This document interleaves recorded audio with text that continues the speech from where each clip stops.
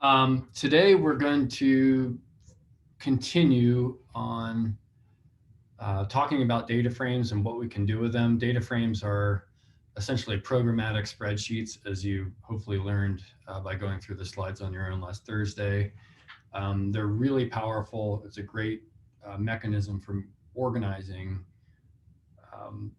data that is sort of the end product of an analysis pipeline. And what we're going to focus on today is working with data frames in the context of an RNA-seq experiment, a sort of simplified RNA-seq experiment. We're going to talk about the concepts of precision and accuracy with respect to RNA-seq.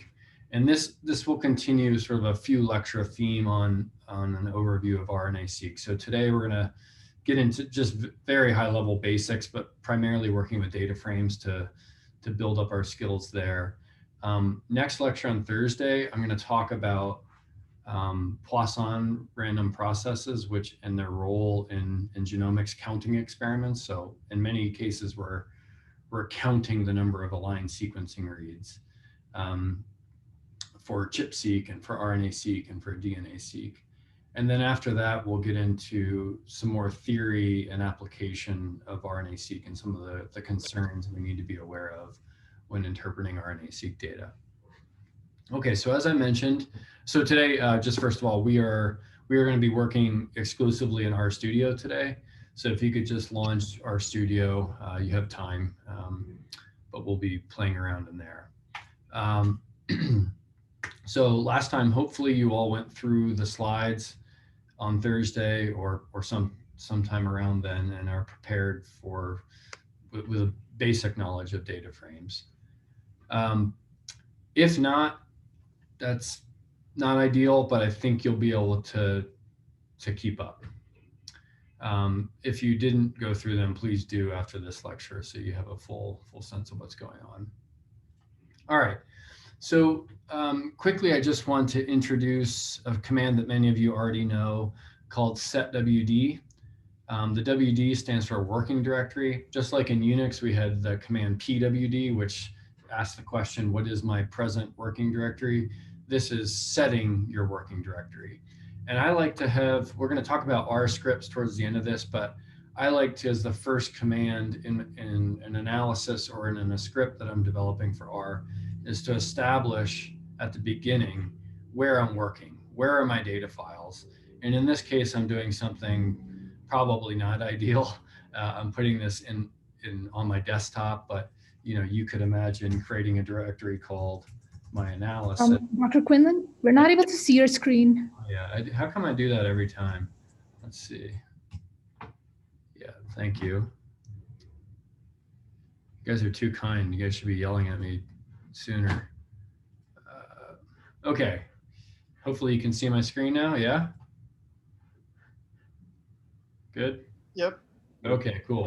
Yeah, so this setwd command establishes the working directory. So where are the files that you're going to read from, and perhaps where are the plot figures that you're going to write to, or where are the data files that you're going to save. So in Unix or OS X, it's this convention with forward slashes. So OS X is Unix. So in both cases, you would use a tilde for my home directory / desktop. And then on Windows, you would use these, what is it, a backslash, I guess. All right, so let's all set it to the right directory. You can choose a different directory if you want. I'm just going to use desktop, okay, for better or worse, mostly worse. So what I'm going to do is I'm going to keep track of my commands up top here, okay? So up top in the upper left, this is a collection of commands known as a script. And one thing that you may not know, if you have your cursor on that line, and on Unix or Mac, you type Command Enter. On other systems, it might be Control Enter. But if I have my cursor on that line, you can see that it executes that command down on the prompt. Okay, so I've established my working directory. Right. Now what we're going to do, we are going to use the R analog of curl or wget. On Unix, curl and wget, as you remember, go out to the internet, find a file based on the URL that you provide it, and download it to your computer. The command in R, a command, there are a couple to do this, but I think the base R command is download.file, and there's two components to it. The first is the URL, so in quotes, you have to give it this hideously long URL, and then you have to give it a destination file. So what is the file going to be called on your computer? All right, so if you select all these lines, copy them, go to R Studio, paste them. Oops, I'm going to paste it up here into the script. I can put my cursor on that line and enter it. And you can see that it went out to the internet and downloaded this file. So this file now lives on my desktop. It was placed on my desktop. By default, if I didn't do this setwd command first, I think it would put it in your home directory /R or something like that. So I always forget that, so I like to just establish the working directory ahead of time.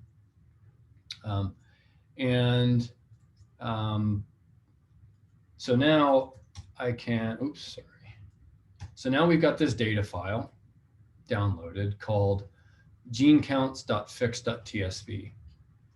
That is not yet a data frame in R. That is just a file on my computer. There's another step that we have to take to ingest a data file into a data frame. So we have to read it from the computer and load it into a data frame in R so that we can do fun stuff with it, okay? So that's the next command. And the traditional base R command for this is called read.table. Some of you might be familiar with something called dplyr or dplyr2. There's an equivalent command there that I think is called read_table.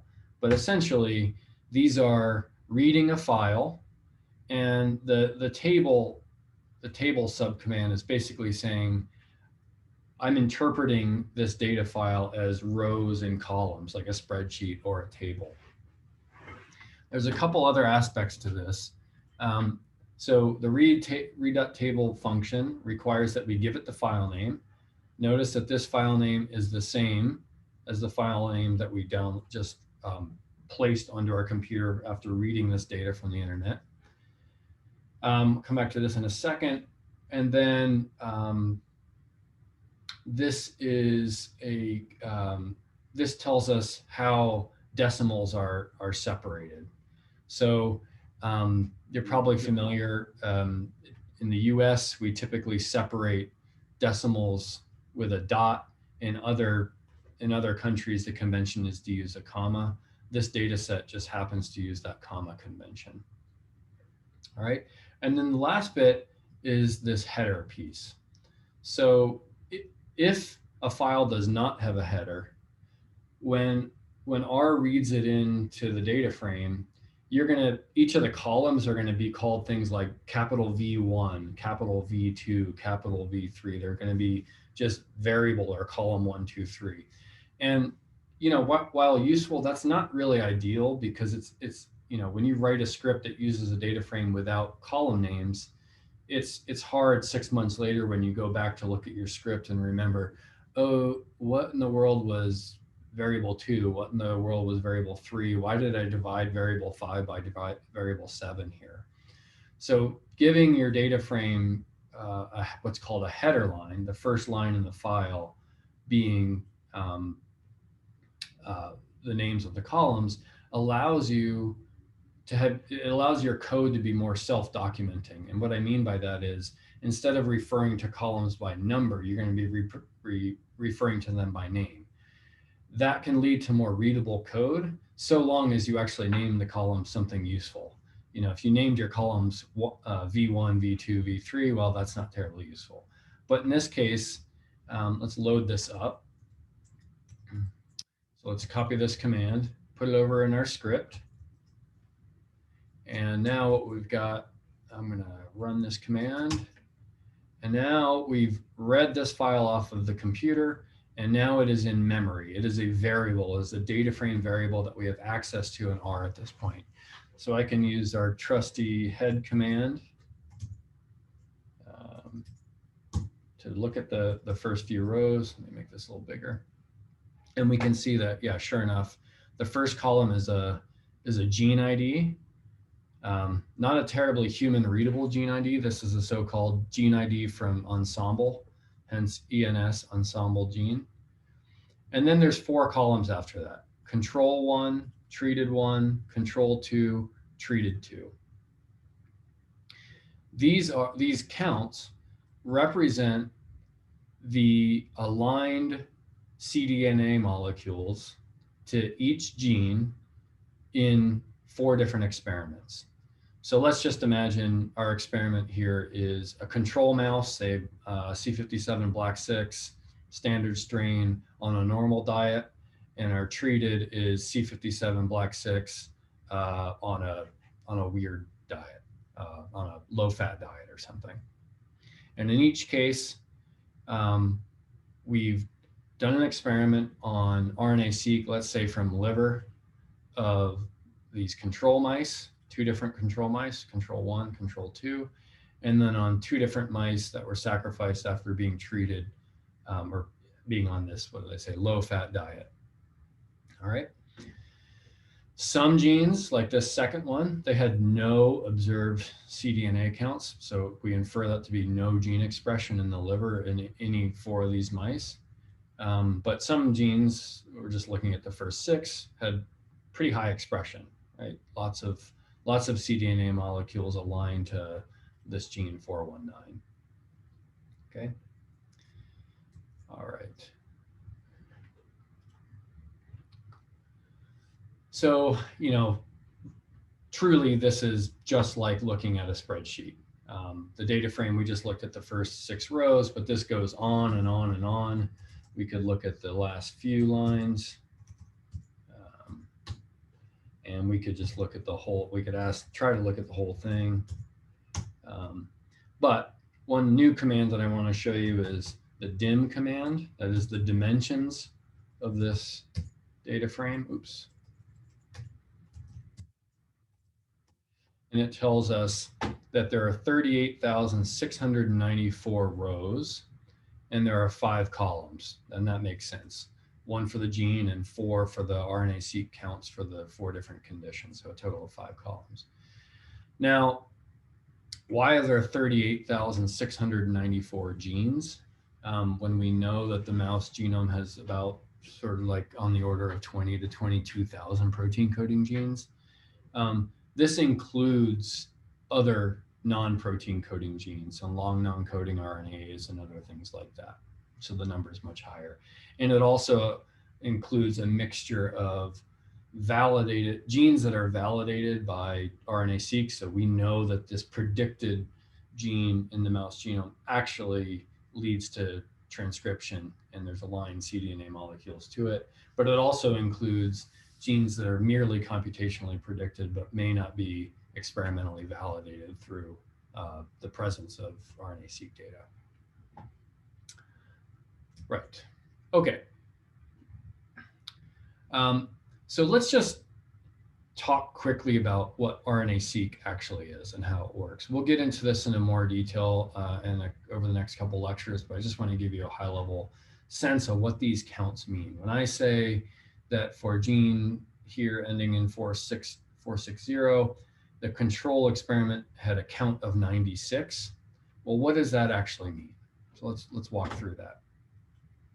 So I think the first thing, the first confusing point about RNA-seq is that you're not sequencing RNA. You're sequencing cDNA. So you isolate RNA, say from the livers of these mice that were treated or untreated. But then there's a step where you actually have to convert that mature RNA into cDNA, complementary DNA, by using an enzyme called reverse transcriptase. So it basically just reads that RNA and converts it back into a cDNA, because the DNA sequencing technologies that we use can't actually sequence RNA. They can only sequence DNA. in effect, they can sequence complementary cDNA, complementary DNA or cDNA. So we use RNA-seq, namely cDNA-seq, to understand how gene expression or gene regulation varies across cell types or genetic backgrounds, or in this case, conditions. It's used all over the world every day for lots of different experimental contexts. But the basic workflow is as follows. We isolate mRNA or total RNA. Now, what I mean there is, at least in eukaryotes, messenger RNA or mature RNA, which has been spliced, introns are removed, is polyadenylated. So there are library preps to isolate this RNA such that you can enrich, you're essentially pulling down molecules that have a poly A tail. That's sort of the mRNA prep. Or you can just take all RNA molecules regardless of if they have a poly A tail. And that, your choice there sort of depends upon what you're trying to accomplish with the RNA-seq experiment. We'll sort of table that for later. You want to then try to remove contaminant DNA, because when you isolate RNA, it's not always pure RNA. You might have some DNA as well. And you want to squeeze out every molecule you can for the money you're spending on the RNA-seq experiment. So we try to enrich for RNA by depleting any DNA. All right, these RNA molecules are going to vary dramatically in size. So you might be able to isolate an entire messenger RNA from a big gene like BRCA1, which I learned yesterday has something like, I don't know, on the order of 30 something exons. Or you might have a very small messenger RNA from an isoform that just has a couple of exons. So it might just be a couple hundred nucleotides long. As we'll learn in a few lectures, Illumina DNA sequencing, or in this case, cDNA sequencing, the molecules are isolated on essentially a slide. And there's a physical limit to the size of the molecules that can be isolated on that slide for sequencing. So that requires that we try to fragment the molecules, the RNA molecules, into a roughly uniform size, so that the really big mRNA molecules that we started out with get chopped up into smaller pieces that are amenable to the sequencing technology. Once we've done that, this is the step where we convert that RNA into cDNA using reverse transcription, so RT polymerase. Then we ligate sequencing adapters. These little blue flag-looking things are the sequencing adapters, and that's what allows these molecules to then be essentially tethered to the sequencing surface.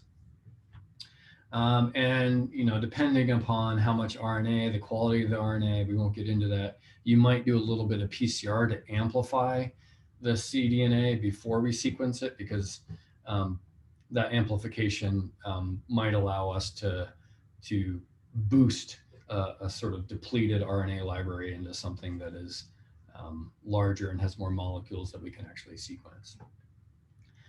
Then what we end up getting is so-called paired-end sequences. So let's say we fragment our cDNA molecules into roughly 500 base pair fragments.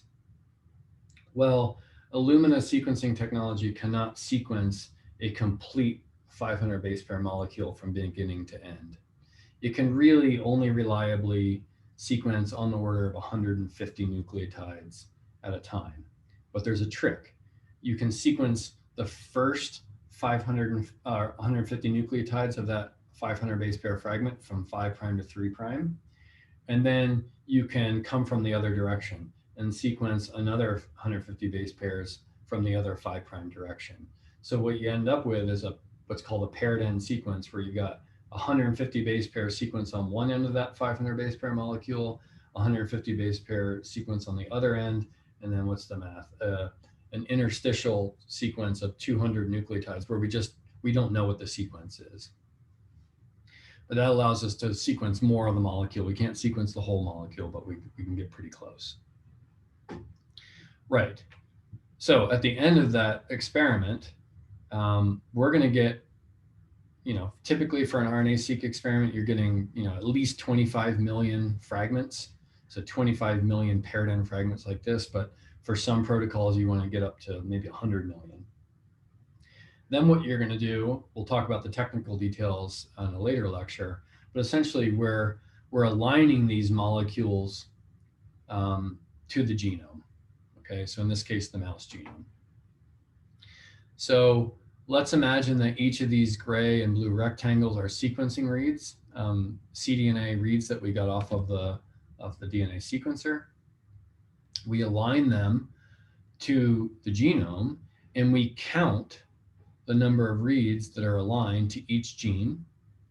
And that is a proxy for the total expression of that gene across a population of cells from which we isolated these RNA molecules.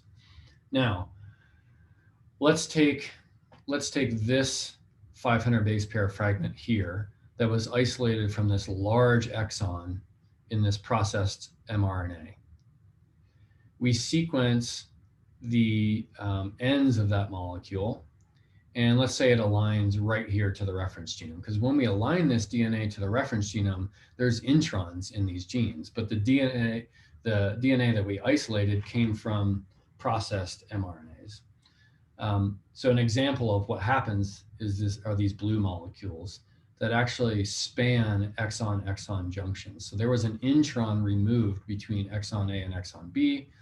So this molecule, the cDNA molecule, part of it comes from exon A and part of it comes from exon B. So when we align this cDNA molecule back to the reference genome, it's a so-called split sequence or split alignment. This part goes up here and the dotted line says, well, the other part aligned downstream. And it's this split alignment pattern that gives us some sense of the different isoforms that are expressed. So we know that there was by these molecules, we know that there was an isoform expressed where exon A is spliced together with exon B, right? Because we can see that directly in the molecule.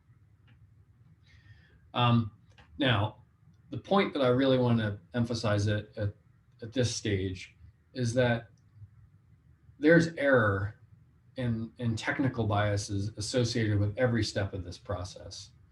If I isolated the RNA from the exact same mouse colony, that's getting the normal diet, I'm going to do a worse job, likely, of isolating that RNA than someone that's more skilled.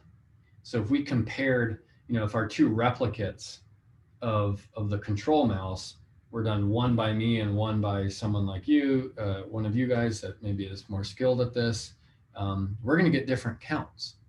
Even though, let's say the truth is the expression level of a given gene is the same in both conditions. Let's assume that all other factors are controlled for.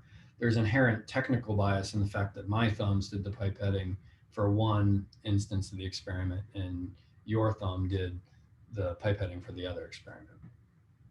And everything from tissue collection to RNA prep to conversion to cDNA to putting it on ligating adapters to putting on the sequencer to aligning it back to the reference genome introduces uncertainty about the degree to which the number of cDNA molecules that align to a particular gene reflects the true expression of that gene in that condition. So that's one reason why we like to do replicates, is to basically those replicates by something called the central limit theorem help us to get a better estimate of the mean expression of a given gene across conditions, because we know that there's going to be variability across experiments. Now, the limiting factor here, though, is that there's, RNA-seq is expensive. So we usually can't do 20 replicates. Typical rule of thumb is to at least try to go for 2, ideally 3 or more replicates. But you see in the literature that there's a lot of variability there in terms of how many replicates are actually used. Okay, any questions about RNA-seq at this point? I know many of you know this, but it might be new to some of you, so I'm happy to answer any questions. Okay, well, I will move on then. So this uncertainty in the measurements that we get from experiment to experiment gets at something that I think is a really fundamental concept in, well, many things, many aspects of science, but especially in genomics, where there's this, it's often conflated. The difference between accuracy and precision is often conflated. So accuracy is really how close the measured variable value is to the true value. So when we do RNA-seq and we get aligned CNA molecules to a particular gene, and we see that there's 500 cDNA molecules, does that accuracy is the degree to which that count of 500 really reflects the mean expression of that gene across a population of, say, 1 million or 10 million cells. Precision, on the other hand, is more about reproducibility. So how close are the measured values of the same entity, the same thing? If we measure the same thing over and over again, for example, the same gene over and over again, how consistent or how precise are those measurements across multiple instances? And I like to think of the difference between accuracy and precision in terms of throwing darts, which is something I used to do a lot of. I haven't done this in years, but so here's a couple of different examples. You know, when you're throwing darts, canonically you're trying to hit the bullseye, depending upon what game you're playing. But in this case, the thrower is very precise, basically throwing it to the same spot. They can reproduce that throw every time, but unfortunately not very accurate, because let's say the goal is to actually hit the bullseye. So this is an example of precise but inaccurate. This is me throwing darts, roughly accurate. I can get it kind of close to the bullseye, but not very precise. I can't reproduce the same throw over and over again. Or maybe this is really me. Neither accurate, not anywhere close to the bullseye, and no consistency at all, just throwing it all over the place. So this is sort of like the worst case scenario for RNA-seq, right? The experiment by no means reflects the true expression of any given gene, and it's basically totally variable from experiment to experiment. If you're getting these kind of results, you might want to think about what is the protocol we're using. Can we improve the protocol? Now, the ideal scenario is from replicate to replicate, or dart throw to dart throw, we get a very consistent measurement, so high precision, and that those estimates are very accurate. They're very, very close to the truth. Now, the problem is, counter to a dartboard, when we're doing an experiment in biology, we usually don't have a ground truth. So it's difficult. It's easy to measure precision, but it's sometimes difficult to measure accuracy because we don't know what the truth is. And so, you know, really one of the challenges in biology, genomics in general, but particularly in RNA-seq, is convincing yourself that the precision that you see, if let's say you dial in your experiment so that you're getting precise estimates, convincing yourself that they're really accurate, they're grounded in truth. Okay, so as a quick aside, one of the terms that really annoys me is this, and I use it all the time because that's what everyone uses, is this concept of precision medicine. I actually really wouldn't want precise medicine if it isn't accurate. So I would really like my doctor to be delivering accurate medicine rather than consistently giving the wrong dose for something that has nothing to do with what I'm doing, which could be precise but inaccurate medicine. All right, that's my sad joke for the day. Let's move on. So precision. I mentioned that, let's just review the definition of precision. This is really talking about how reproducible the measured values of, say, the expression of a given gene are to each other. Consistency. We're doing the same thing over and over again. So in RNA-seq, based upon what I told you about the data frame that we have, we've got rows with genes, and then for each of those genes, we got 4 columns, which are the observed count of cDNA molecules for each of those genes in 4 different experiments.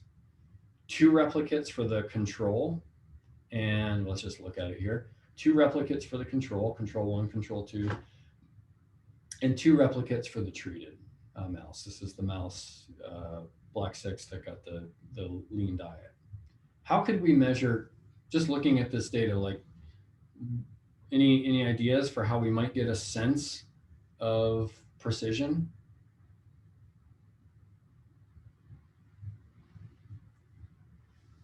Could we have a bunch of numbers here, and if precision is a sense of reproducibility, what could we look at? What's a Would you compare your, oh, go ahead. Sorry. Go ahead. I was saying standard deviation. Yeah. So there's several measures in summary statistics that can measure variance or standard deviation, which is which is related to variance. So we could certainly do that. We could quantify the variability across these values.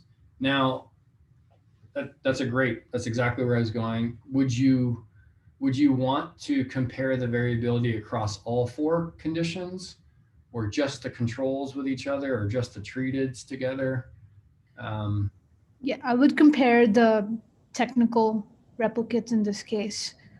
So between controls and your treated. Yep. So that's a great suggestion. And I think that's generally the way you would do it. Another way of thinking about this too is you could also argue, I agree with you, Pavitra, you could also argue that by and large, most genes should not change substantially across these conditions, because changing their diet a little bit. I don't think that should change the gene expression profile of that many genes in liver. So you could also, or you could do it per technical replicates, and then you could also do it across all and see which genes, the standard deviation across conditions is markedly different than the standard deviation within conditions. There's all sorts of things you can do like that. But essentially what we're talking about here is preliminary measures of like quality control. Do the standard deviation look relatively low or high? And there's a lot of complexity here, because the variance tends to increase with the mean. So you also have to calibrate those standard deviation estimates with like the overall expression of different genes. And that's more sophisticated than we're going to talk about today. And that's in the purview of more sophisticated RNA-seq specific packages in R, such as DE-seq and EdgeR and Lemma. But what I really want to just cover today is just like the concept of that, why we would actually want to measure those things. Right. So Pavitra mentioned a concept that is the topic of this slide, which is the difference between technical and biological replicates. Ideally, a technical replicate is taking the same individual, or in this case, the same treated or control, and making essentially what you're doing using technical replicates to do is to measure the technical variability in your experiment. So ideally what you would do is create a new RNA library. You basically sacrifice 2 different mice, ideally, create a separate library prep of RNA from the liver of each of those 2 mice, follow the exact same protocol, same sequencing, and count the number of cDNA molecules. And you get technical replicate 1 and technical replicate 2. So in this case, I don't know for sure, but my reading of the data set that we just downloaded is that the two controls and the two treated are technical replicates. They are following this exact same protocol. Now, the treated and the controls are biological replicates. Essentially, you're taking the same, same species, right? And you're doing a library prep and you're doing DNA sequences. But essentially, the whole point is to understand the degree of variability within a technical replicate, to understand the degree to which we need to temper our excitement about variability across biological replicates. Because if the technical variability from doing the exact same thing on the control mice is similar to the variability that we observe across biological replicates, let's say treated versus control, then we need to be pretty concerned about our interpretation of the fact that, say, a particular gene is it has higher expression in the mouse that gets the normal diet versus the low-fat diet, right? Because essentially we're saying it's a scenario like this, like there's a lot of imprecision within the experiment. So how can we really trust the comparison of two very noisy experiments? Hopefully that makes some intuitive sense. So the first thing I want to show you, so aside from measuring standard deviation, which is a great suggestion, and it's actually more sophisticated than I had planned to go into today, so bravo. What I was going to start with is just basic data visualization. So what this does, I'm simulating some RNA-seq data. And I'm creating, with this seq command, a range of numbers from 1 to 20, but increments by 0 to 1,000, but increments by 20. So we're going to get, let me fix that typo, 0, 20, 40, 60, all the way up to 100, or 1,000 rather.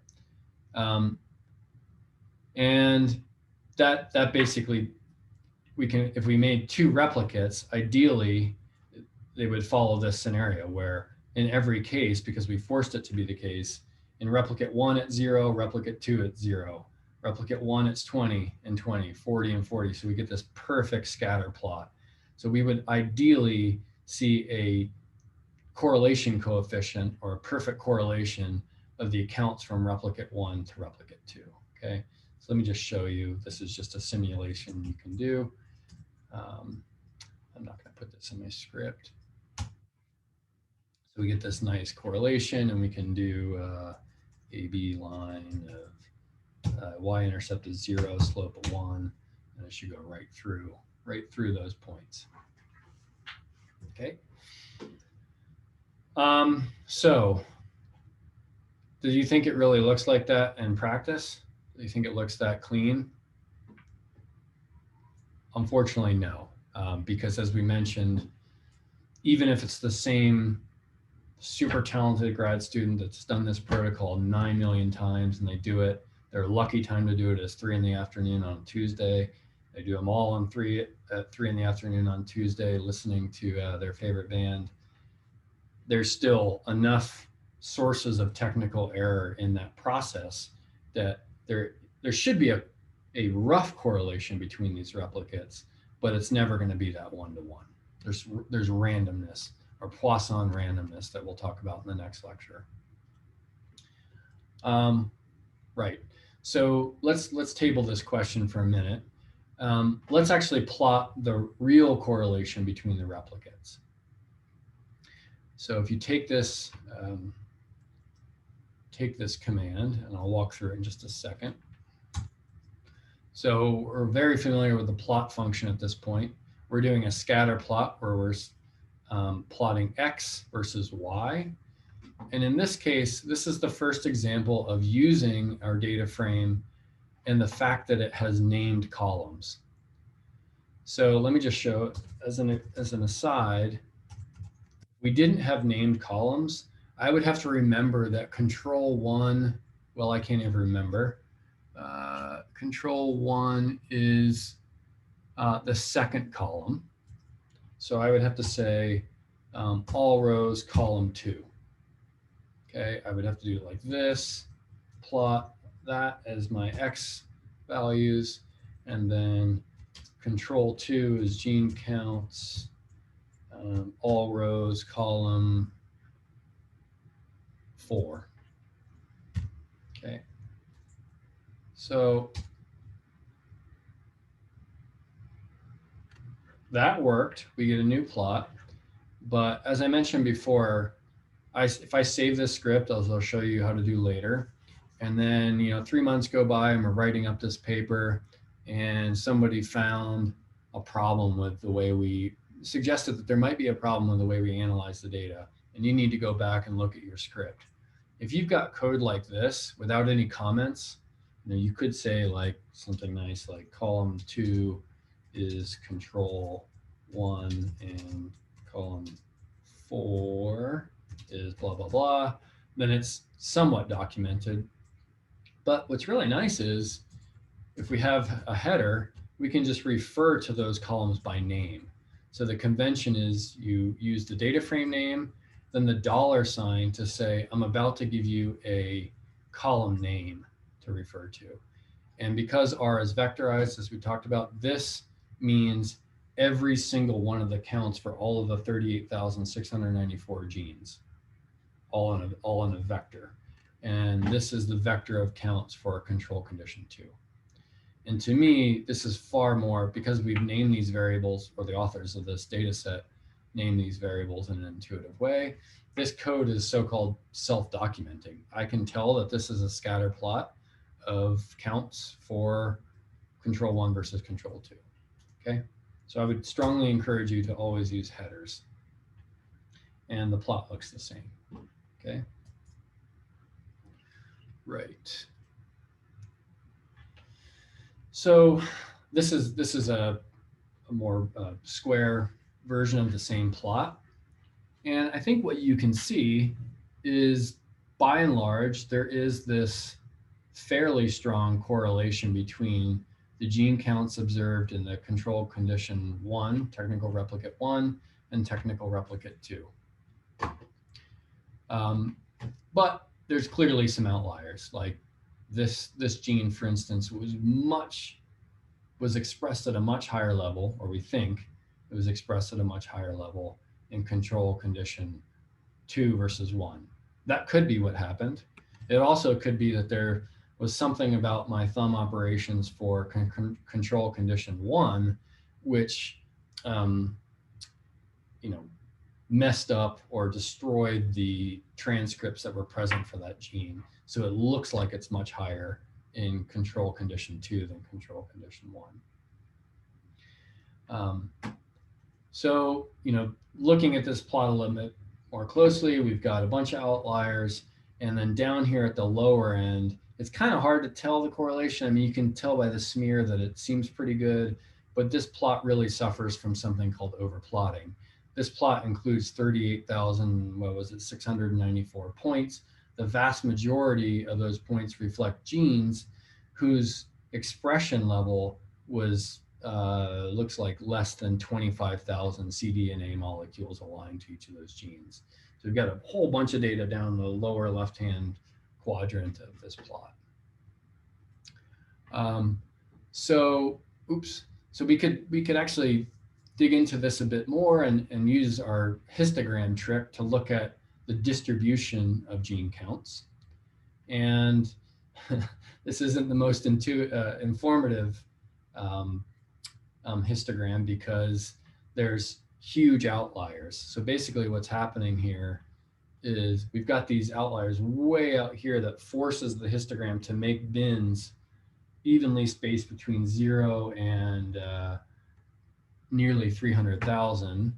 So what you end up with, and you can kind of see this in the overplotting down here, is the vast majority of genes, which is the y-axis, have an expression between 0 and something like 15,000. But there's very few genes that have gene counts or cDNA counts way out here, close to 300,000. So the histogram in this case isn't all that informative. You could do a trick like this to play with a little bit and use that breaks to break it up into finer scale bins. So you can maybe do 100. What did I do? I think it's breaks. Yeah, that's still all not all that helpful. 200, this shouldn't even, it won't be much better. Yeah, there's just such a huge dynamic range. So we can also use the summary function to get a sense of this. The mean, here's the huge problem. The median count is 1 because there's tons and tons of genes that had no expression, but the mean is 546. So the mean and the median are hugely different, and that's because there's a handful of outlier genes with just massive cDNA counts that inflate that mean. So in a case where the mean is so much larger than median, that tells you that the distribution is so-called right shifted. There's huge outliers at the high end. And that's why median is often used instead of mean, because median tends to reflect sort of the typical value, whereas mean can be hugely influenced by very atypical outliers. All right, so let's zoom in. We can focus in on that lower left-hand corner here by setting some X and Y axis limits. So if we set the Y axis to start at 0 and end at 2500 with this X lim, and do the same thing for Y. Oops.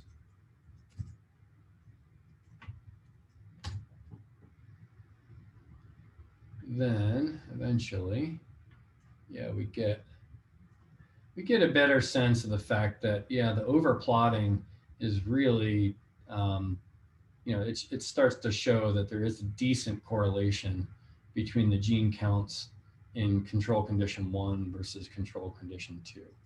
So let me, so how does this compare to the ideal? Well, then we can add, as I showed you a second ago, we can add this other function, AB line, which basically draws a line with an A value and a B value, so slope and intercept, essentially. And now we can see that we get this line. Let me actually make the plot, but zoom back out.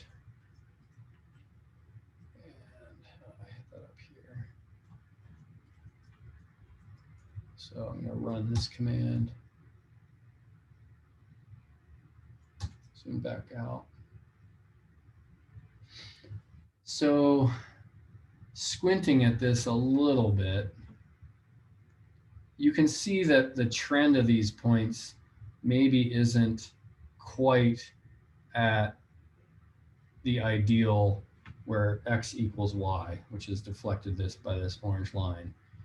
And it looks to me, you can argue with me, I'm happy for you to do so, but at least to my myopic eye, the points for control condition 2 tend to be a little bit higher. They tend to be, most points tend to be above that orange line rather than below it, which means what?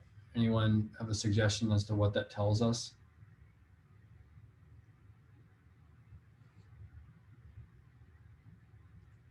Well, what that tells us is that it seems like, on average, the expression of most genes was higher in control condition 2 versus control condition 1.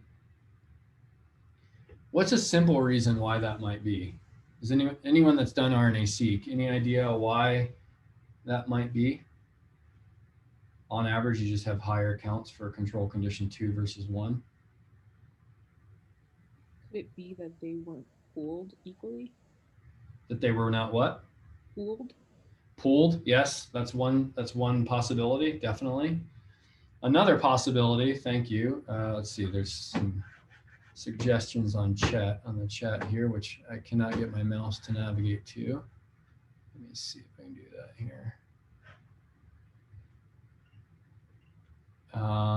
Viability or quality of RNA, absolutely. So it could be that the quality of the RNA in control 2 is higher than that in control 1, which would lead to that effect.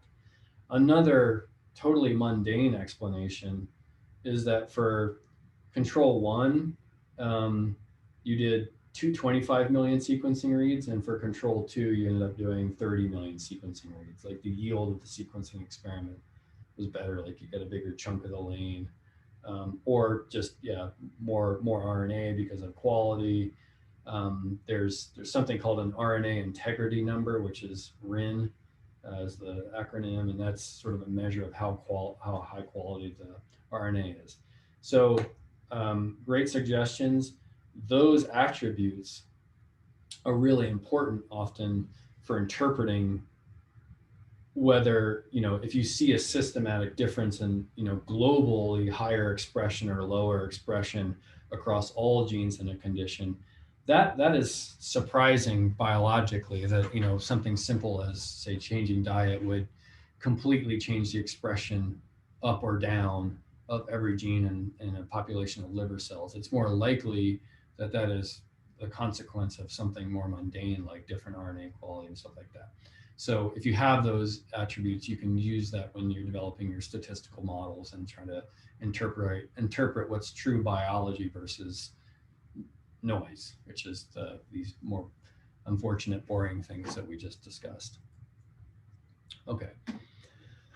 Right, and so when you zoom in, this is showing that same ideal line in orange. When you zoom in, you can see, I think it's clearer here, that there is very much a shift towards control 2 versus control 1, okay? All right, so let's do some crude differential expression analysis. And I'm gonna emphasize that this is very crude. What we're gonna do is we are gonna just calculate the mean expression for the control. And I'm just going to write this out directly. We could do it in a more sophisticated way by using the mean function.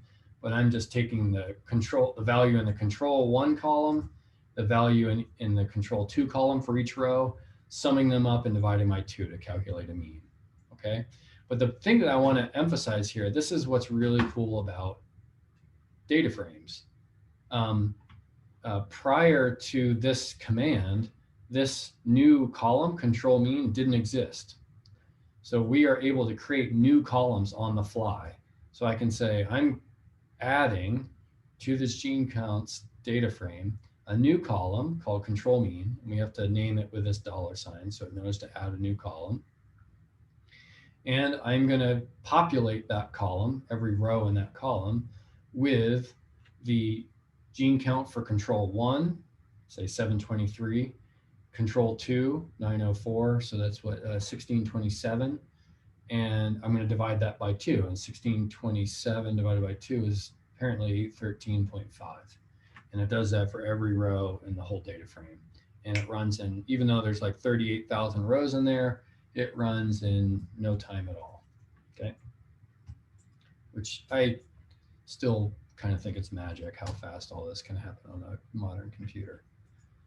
So we've added now, let me just show you what the gene counts table looks like. Okay, I'm gonna actually add this command, oops. I'm gonna add this command to our growing script here. Now, we have an average value of expression. So essentially what we're doing, so why did we do that? We recognize, I hope by now, that there is technical variability from experiment to experiment. So essentially what we're going to do is take our multiple technical replicates and average them. So we sort of wash out the noise in each of the 2 experiments to have a better estimate of the true mean expression of every gene in this population of cells. And so this is all based upon something called the central limit theorem, which we'll talk more about later. So we're going to do the same thing for the treated. This is the same thing. We're just taking the average and creating a new column called treated mean. So let's run that command. And again, now I've got two columns. So you can tell that in some cases there's an NA, some cases there's a 0. So we got a little bit of, what do we do with cases like this? But by and large, you can see that, just looking at those first few genes, the mean of the control is kind of similar to the treated mean. I would just guess that these differences wouldn't survive a t-test with just a sample of 2 in each case. But maybe 355 versus 247, maybe that is a statistically significant difference. Okay, so now we've got the means for the two technical replicates for the control and the technical replicates for the treated. And I talked about what we want to do is do differential expression. So really what that means is we want to essentially compare the expression of one condition, the mean expression of one condition, to the mean expression of the other condition. So a simple thing to do is just divide them. If they're the same, then they'll be, when you divide one by the other, it'll be 1. Or if they're close to one another, it'll be very close to 1. Okay, so essentially what we're looking to identify differentially expressed genes, we're really looking for cases where the mean expression, 1 divided by the other, is very different than 1. Okay, but before we do that, let's just do a little experiment, and we'll take those two new columns, the control mean and the treated mean, and we're just going to use our little zoom in trick here to look at the relationship between the means.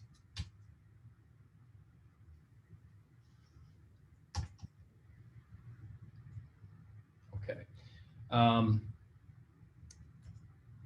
And what you see is that the control, now what we're seeing is the control mean expression seems to be consistently less than the expression of the treated. And to me, this is a red flag, because there's lots of, basically, I'd say by eye, 90% of the genes have a lower expression in the control than in the treated. And I would just intuit that that's biologically implausible. Like, why would just changing a mouse's diet from 20% fat to 10% fat change all the expression? It's more likely the scenarios that we just talked about. Worse RNA quality, something like more mundane, where we actually just sequenced fewer reads for the control experiments than we did for the treated, et cetera, et cetera. But you would not realize this until you did an analysis of it. You would have to, plot it or compute the mean for the two conditions, sanity check the data, don't trust it, and just take a look at it. All right, so I've already gone through these basic observations. Basically, control is less than treated. So let's do the differential expression.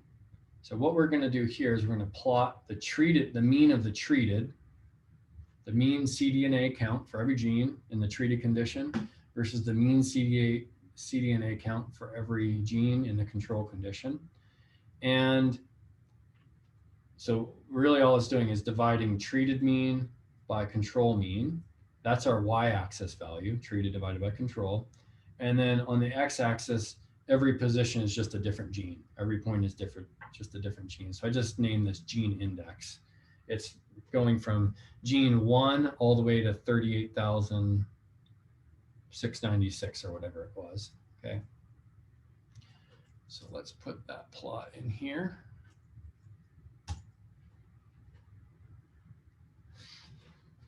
What's wrong with this plot, though?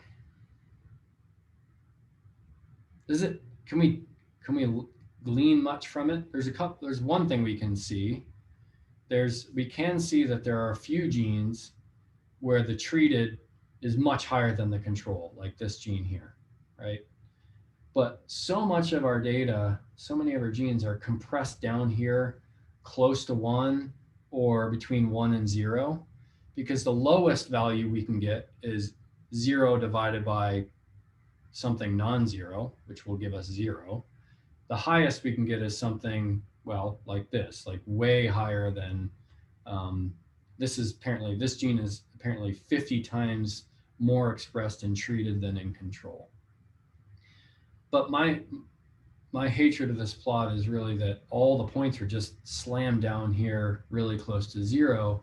So we don't get much of a dynamic range to really have a sense of what's going on. You can't learn a whole lot because we're suffering from this overplotting problem. So there's a common trick, and it's just to use the log2. Make it a log2 ratio of the mean divided by the control. And that allows the log of 1 is 0. So if the ratio is, if they're at parity, treated is the same as control, then the absolute value of that ratio will be 1. And then when you take the log 2 of that, it becomes 0. So this at y equals 0, this is all the genes that are, when it's close to 0, these are all the genes where the ratio of treated to control is very, very close. But out here, what I really like about doing this so-called log trick is that you get a dynamic range for things that are higher in treated and things that are much lower in treated at the bottom. Okay, so let's make that plot.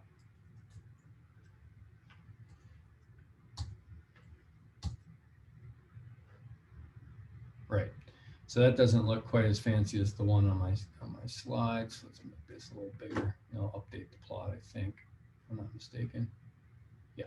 So it redraws it. Now we get a little bit dynamic range. All right. So let's walk through a couple examples. Let's look at this. Let me make a. Can you guys can see my cursor? I hope. I've sort of been trusting that you can. There's a point right here at y equals 2. So that's a gene where the log 2 of treated over control is equal to 2. So anyone want to do that math in their head? What does that mean about the expression of the treated versus the control? How much, in absolute terms, how much higher is the treated than the control?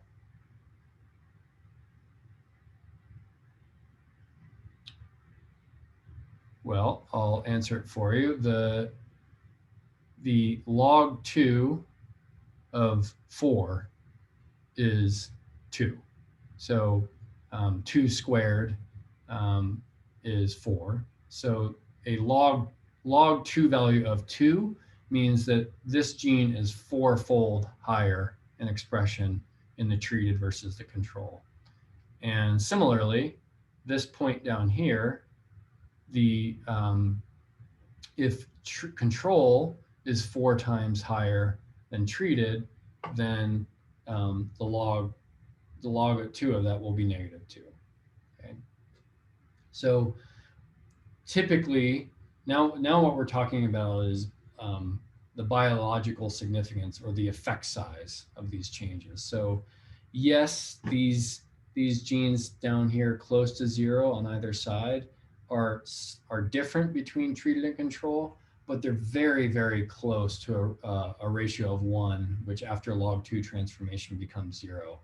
So we tend to not be interested in genes like that when looking at differential expression, because the effect size or the magnitude of that expression difference is pretty minimal. So what we can do, I'm going to show you a new trick where we can actually, if you're making a plot where you're presenting this to lab meeting or something, you might want to color genes that are very significant, have very significant changes in expression, one color, and genes that have insignificant changes in expression between the two conditions, a different color. So in this case, if there's an 8-fold change, 2 to the third is 8.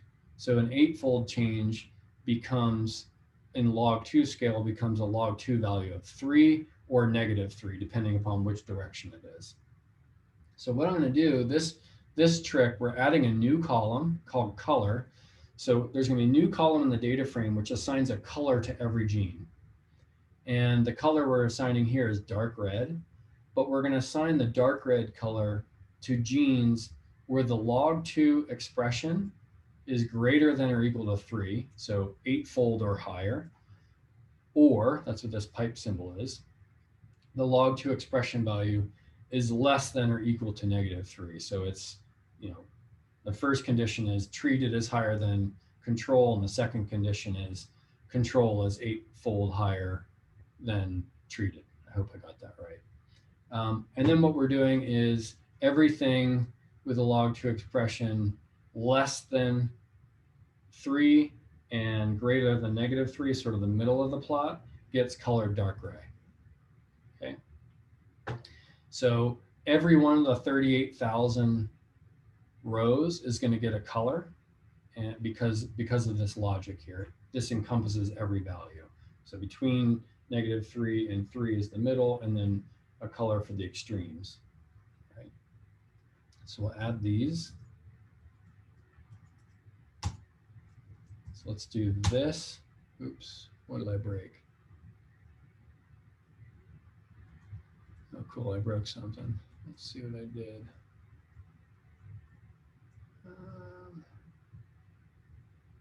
Oh, sorry. I have to create this log 2 expression column. I missed this. So we first create a log 2 expression by basically, instead of using that function, the plot command, where we divide treated mean by control mean, take the log 2 of it. Now we're going to save that value, that log 2 value, as a new column in the data frame. Sorry, I forgot about that. So we have to do that. So let's take a look at what the data frame looks like now. So we got control, treated, control mean, treated mean, and now we have this last column that's wrapped around where we have some values in log 2 scale and some negative infinities when we're dividing by zeros. That's no good. And then nada numbers when everything's zeros. Not really clear how to define 0 divided by 0. And then in any case where any value is unknown, or NA, R will by default make the result NA if any one of the values related is NA. So there's going to be some genes where we just really don't have a log 2 expression value because of essentially missing data in some form or another. Okay, so now this log expression value is what's being used here to assign the colors based upon the logic I just told you about. Let's take one last look at the data frame. If we don't have a log 2 expression value, it doesn't assign the color. But in cases where we actually have a log 2 expression value, it assigns different colors. So in this case, these three are labeled dark gray because the log 2 value is greater than -3 and less than 3. So let's maybe look at 20 rows to see if we can find, well, there's so few that are beyond -4 and 4 that it's going to be hard for me to find one by eye. So let's just plot it. Now we can make a new plot.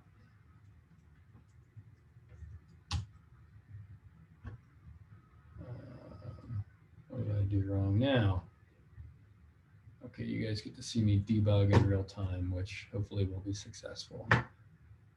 What did this say? Need finite. Oh, there's a typo. This is not log 2 expression, it's log expression. So let me fix this slide. One of my first of 1,000 mistakes I'll make today. Now what we see is I think a much prettier plot. I personally love dark red with gray as the color scheme. It's my favorite one. But what you can see, this really highlights the minority of genes that had a massive expression difference in either direction, much higher or 8-fold or higher in the treated, or 8-fold or lower in the treated. So, you know, what's missing with this plot is what are those genes that went up or down?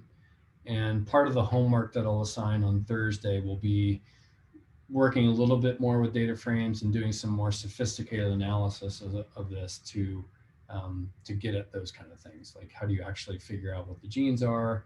How might you plot them? That type of thing. Okay, I'm running a little short on time, but I want to close on 2 quick thoughts. This is what the plot looks like. Now, what I want to show you is how to make these results reproducible.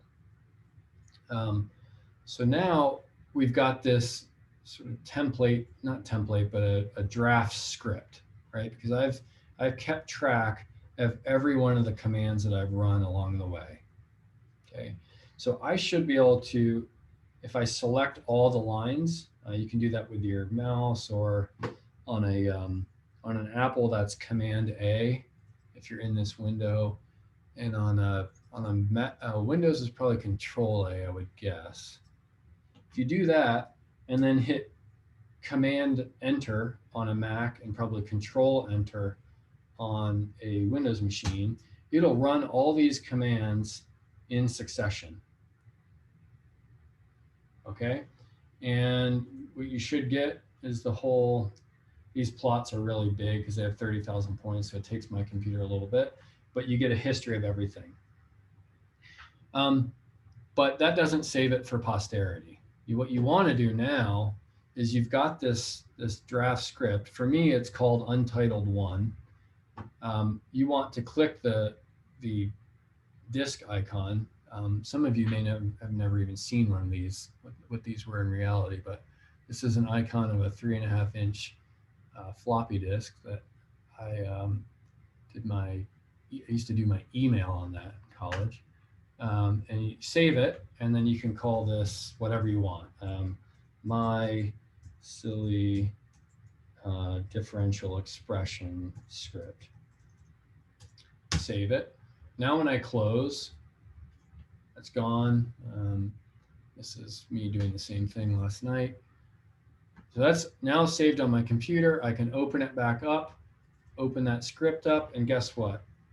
It should run just the same way.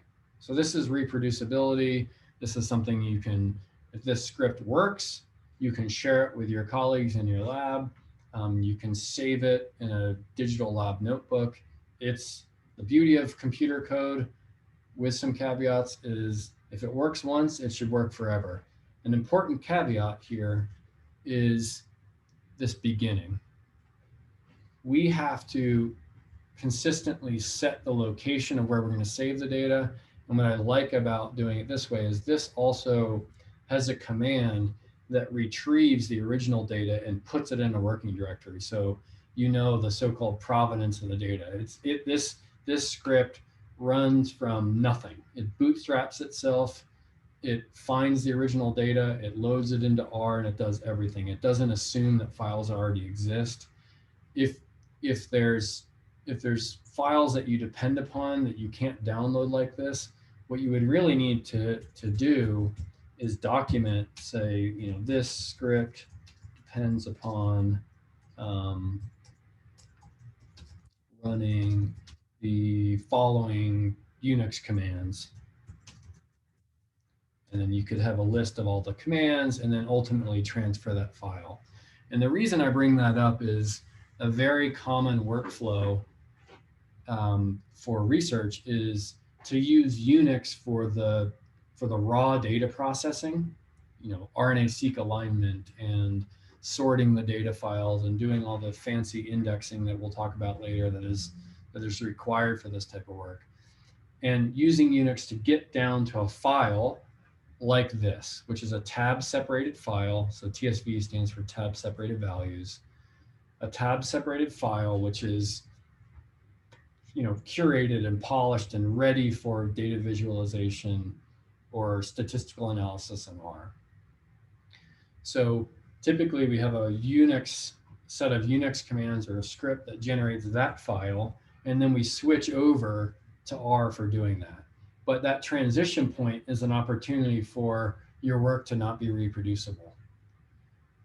If that is the workflow, this R script then needs to say, hey, you need to get this, transfer this file from Unix onto your laptop, or if you run R onto your laptop for work in R, or you can run R from the Unix command line as well. But typically, most people are using RStudio now, which is going to run on your laptop. So you might need to say something like scp the following file from Unix to desktop. Then you can set your desktop directory. So it's not fully reproducible, but at least you could document the command, which is, you know, scp use from Malibu, blah, blah, blah, to, and transfer it to this file name on tilde desktop. Okay, that way, even if you can't literally run that command from R, you've documented that there was a step where you had to transfer a file from one system to another. And then as long as future you or colleagues in your lab read all the documentation that you have in your script, it is fully reproducible. Okay, I had an ambitious goal today of talking about another way to make it even more reproducible and slightly fancier, and that's through something called R Markdown.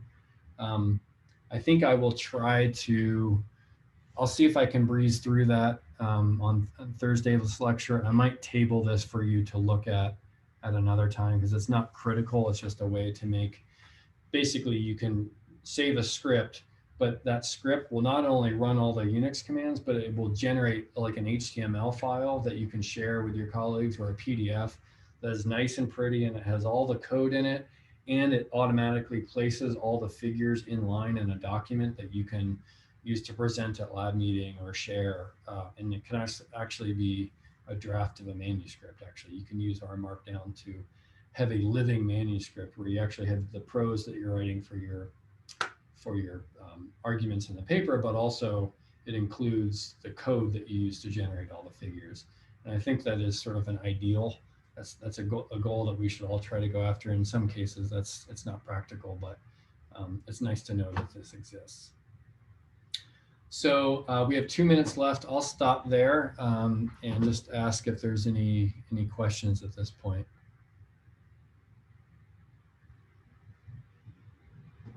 If not, chime in if so.